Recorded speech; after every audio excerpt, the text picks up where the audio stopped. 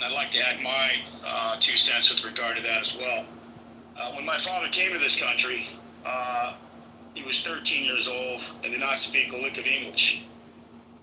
He was raised in very strong schools in Cuba, and when he got to this country, my family came to Southern California, which was sort of the Beach Boy Los Angeles that many see in the movies and the old TV shows and what have you. And when it came time to enroll my father into a high school, the school district where my grandfather bought a house and paid taxes was living, wanted to bus my father to an all Spanish-speaking high school, or more Spanish-speaking high school in East Los Angeles. And my grandfather obviously fought that, and my father tested. Long story longer, my father graduated from an all-white high school in wealthy Manhattan Beach, California, with high honors at 16, and he enrolled in an undergraduate program at the University of Pacific with a full scholarship in science, and he was pre-med. So you can make the argument, is it nature, is it nurture? But I think ultimately it's prioritizing education so that we don't have these numbers like 20% adult functional illiterate or what have you. I mean, those are horrible. I mean, we won the war for God's sakes in World War II, and yet we're losing an academic war and a war which involves the most smartest brain power on the planet today with regard to running. So is this an argument?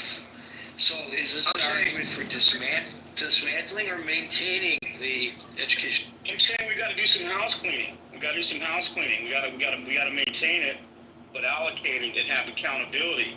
I would say that to get rid of it is to further, in my opinion, for Marshall's point, is to further a demise of the students who very much need the funds, who need the money, the schools that do require that.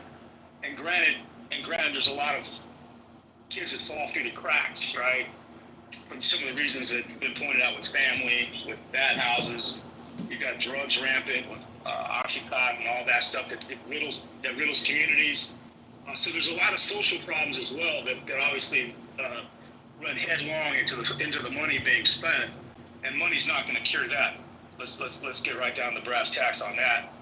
But I will say that when I went to the University of California, out of the community where I went, and I didn't have the opportunity to go to an all-white high school that my father went to. When I got to college, speaking of Anson's point about his I believe it was his niece or granddaughter, I can't remember, sorry about that, Anson, I forgot, but I met students that had 48 B units. And I was asking, well, what the hell is that? I think I knew about maybe one of them. And these kids from wealthier high schools in California, where they were afforded these classes and these opportunities, where my school district, from what I can surmise now that after I came home, asked a lot of questions, was that they just didn't have the money to implement these classes, or they didn't think the kids were smart enough to have those classes implemented, whatever the case may be. And then to get down to the teaching aspect, you got a guy named Jaime Escalante. There's a famous movie made about him, starring Edward James Olmos, called Stand and Deliver. And he went into a Latino high school called Garfield. And he instilled that these kids could pass AP calculus.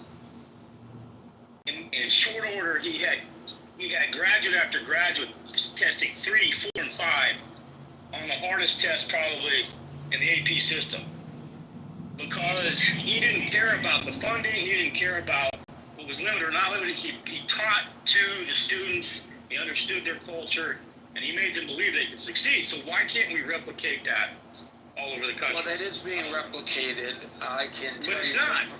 Well, it is being replicated. I could give you anecdotal evidence of it being replicated.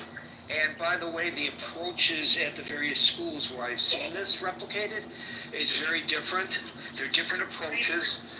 The bottom line is that the educators in these schools believe that the children, no matter their socioeconomic background, no matter their race, can succeed. And they drill that into the minds of the children.